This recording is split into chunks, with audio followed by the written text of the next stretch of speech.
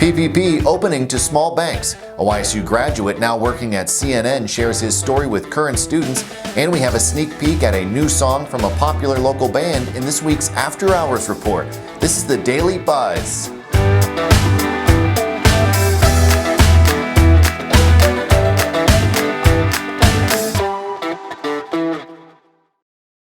Hello everyone, welcome to the Daily Buzz. I'm Mike Moliterno. On Monday, the U.S. SBA started accepting applications for payroll protection program loans from community financial institutions. Starting Friday, the SBA will open its PPP portal to small lenders, followed by all lenders on Tuesday. At 9 a.m. Friday, lenders with less than $1 billion in assets will be able to submit applications for PPP loans for both first and second-time borrowers.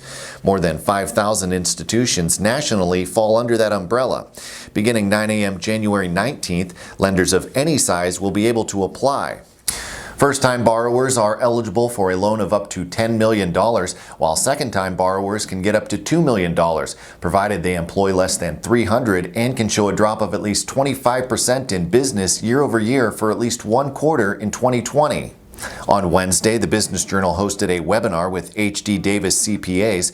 In it, managing partner Tim Petrie says the second round of PPP funding comes with more strings attached, and he talks about what businesses need to consider before applying. From what I'm hearing at this point, most banks are going to require some upfront certification of your decrease in revenue. We don't know necessarily what kind of certification, whether that might mean, financial statements, externally prepared financial statements, or just a simple Excel document that reflects that will tie into some substantiating document like an annual tax return or something like that. What I will tell you is, regardless of your loan size, I wouldn't even apply unless you have done this check of your revenue. You can hear the full webinar at businessjournaldaily.com. Today is the 90th birthday of YSU's student-run newspaper, The Jambar. Tonight, as part of the university's alumni lecture series, current and former members of The Jambar will talk about the history of the paper and its impact on the campus and students.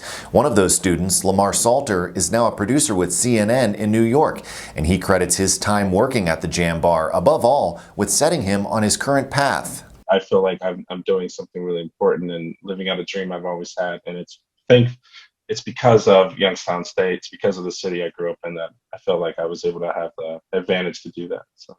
Salter will be joined at tonight's lecture by current Jambar Editor-in-Chief Kelsey Norris and Jambar Faculty Advisor Dr. Mary Beth Earnhardt. The lecture will take place tonight at 7 p.m. on the YSU Alumni Facebook page. You can also read more on Salter's experience at the Jambar and working in journalism on our website. This spring, Donut Company will open a second location, taking over the space where its parent company first opened 8 years ago. Mother and daughter Bergen Giordani and Morgan Cretion opened One Hot Cookie in the Erie Terminal building in downtown Youngstown in 2013. The two were forced to close the store in March due to the pandemic and the construction on Phelps Street. Meanwhile, the delivery business at Donut in Boardman has been increasing, and the two say the downtown shop would provide a good central location. OhanaLink Technologies, a startup out of Hermitage, is partnering with Reynolds Services. OhanaLink is a mobile technology company that offers people and businesses a secure platform for healthcare-related communication, such as the birth of a child, surgeries, or an illness. Headquartered in Greenville, Reynolds Services distributes flat-rolled steel and tin mill products and employs 120. OhanaLink launched their first mobile app, OhanaLink Baby, in June, followed by OhanaLink Health and OhanaLink Health Kids. Heather Moran, a Boardman High School biology teacher, has published a book that is now available on Amazon. The book, Biology Help for the Virtual Weary Student, contains 17 stories meant to make science easier to understand for students. Moran has been teaching science in Boardman for 19 years. Akron Children's Hospital will soon be able to serve more patients in Liberty with the opening of its new, larger space. The new office at 3530 Belmont Avenue will have 9 primary care rooms, up from 6 at the previous location. It will open to patients January 19th. A room dedicated to behavioral health services will open in February. Local band Spirit of the Bear will host a virtual concert Friday evening to promote their new self-titled album, and Maggie Young has an exclusive sneak peek at one of the new songs they'll be playing in this week's After Hours report, sponsored by Eastern Gateway Community College. Here's a clip. Spirit of the Bear will present their virtual album release show beginning at 8 p.m. on Friday, entitled The Hometown Experience. I sat down with Spirit of the Bear band members Danny Svensson and Jamie Vitullo via Zoom to get a preview of the upcoming live stream concert and their new album, which made its debut on January 8th. My God said I should bury the hatchet underneath my fake sympathy. This one has been quite a long time. I think we started writing in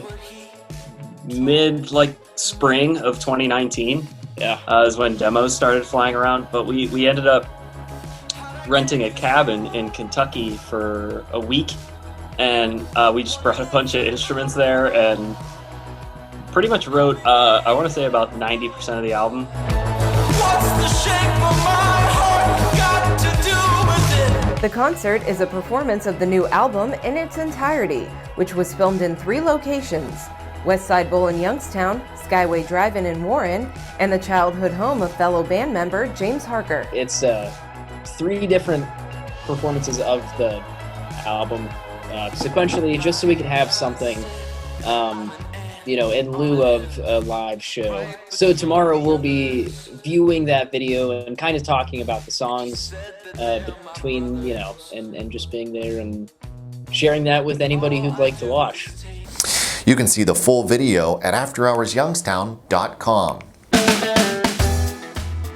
And that is going to do it for today's Daily Buzz. Check back tomorrow when we'll have an update on Mahoning County's vaccination plans and how a local nonprofit is helping to bridge the digital divide in Youngstown. Thanks for watching. I'm Mike Moliterno.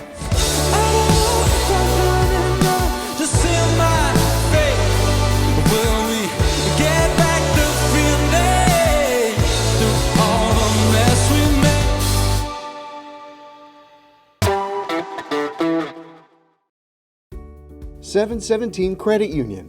Business services designed to meet your daily needs. Commercial loans, business deposits, merchant and payroll services. $717 Credit Union. It's knowing you were treated right every time. Thanks for watching the video. Be sure to like, subscribe, and hit that little bell for notifications. And also make sure to connect with us on Twitter, Facebook, and LinkedIn. For all of your business news, visit businessjournaldaily.com. For all of your arts and entertainment news, go to afterhoursyoungstown.com.